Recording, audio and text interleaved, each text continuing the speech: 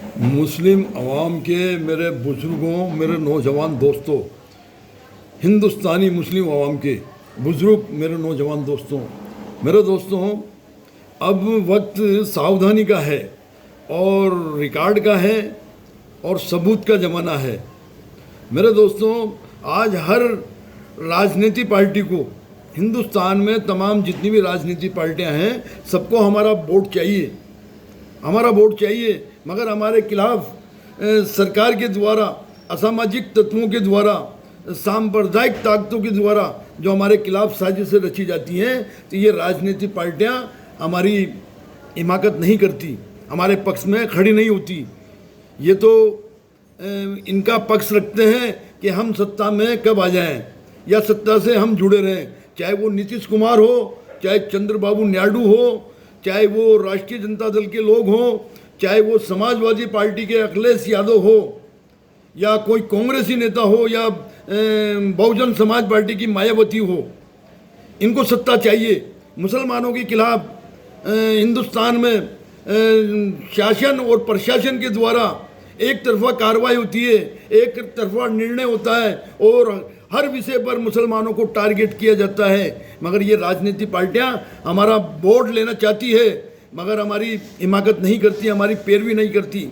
आज बहराइच के मामले में कानून यानी न्यायपालिका ने भी एक तरफा कानून एक तरफा प्रभाव में आकर एक तरफा सुना दिया। मुस्लिम समुदाय के लोगों को टारगेट किया, 9 को उम्र कैद दे दी, 1 को फांसी की सज़ा दे दी, एक तरफा।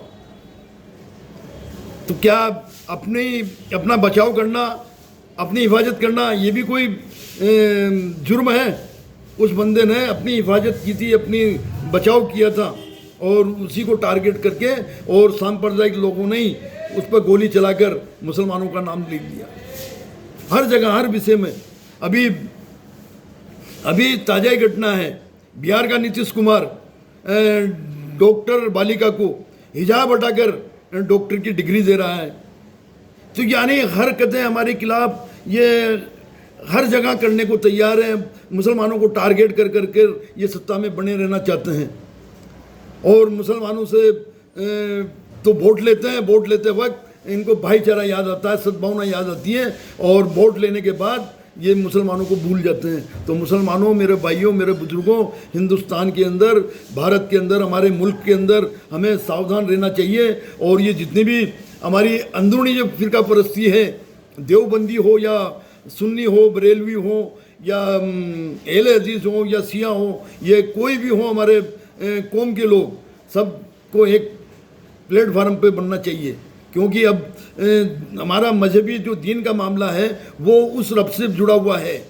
मगर संसार में एक दूसरे के साथ चलना है, संसार में हमें हमारी पहचान बनाए रखना है, हमारे अधिकार के लिए हमें खड़ा होना चाहिए और हमारे अधिकार की हमें एक होकर मिलकर लड़ना चाहिए। क्योंकि हमारे अधिकारों का हनन हो रहा है, हमारे अधिकारों का